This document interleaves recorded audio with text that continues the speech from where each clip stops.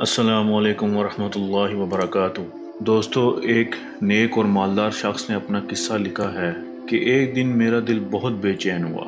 ہر چند کوشش کی کہ دل بہل جائے، پریشانی کا بوجھ اترے اور بے چینی کم ہو، مگر وہ بڑھتی ہی گئی۔ بالآخر تنگ آ کر باہر نکل گیا اور بے مقصد ادھر ادھر گھومنے لگا۔ اسی دوران ایک مسجد کے پاس سے گزر ہوا تو دیکھا کہ دروازہ کھلا ہے۔ فرض نمازوں میں سے کسی کا وقت نہیں تھا۔ میں بے ساختہ مسجد میں داخل ہوا کہ وضو کر کے 2-4 رکعت نماز ادا کرتا ہوں، ممکن ہے کہ دل کو راحت ملے۔ وضو کے بعد مسجد میں داخل ہوا تو ایک صاحب کو دیکھا، خوب رو رو کر گڑ گڑا کر دعا مانگ رہے ہیں اور کافی بے قرار ہیں۔ غور سے ان کی دعا سنی تو قرضہ اتارنے کی فریاد میں تھے۔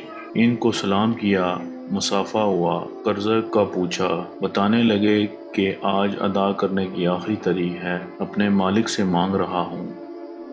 ان کا قرضہ چند ہزار روپے کا تھا، وہ میں نے جیب سے نکال کر دے دیے۔ ان کی آنکھوں سے آنسو چھلک پڑے اور میرے دل کی بے چینی سکون میں تبدیل ہو گئی۔ میں نے اپنا وزٹنگ کارڈ نکال کر پیش کیا کہ آئندہ جب ضرورت ہو مجھے فون کر لیں، یہ میرا پتہ ہے اور یہ میرا فون نمبر۔ انہوں نے بغیر دیکھے کارڈ واپس کر دیا اور فرمایا، نہ جناب، یہ نہیں، میرے پاس ان کا پتہ موجود ہے جنہوں نے آج آپ کو بھیجا ہے۔ میں کسی اور کا پتہ جیب میں رکھ کر ان کو ناراض نہیں کر سکتا۔ سبحان اللہ۔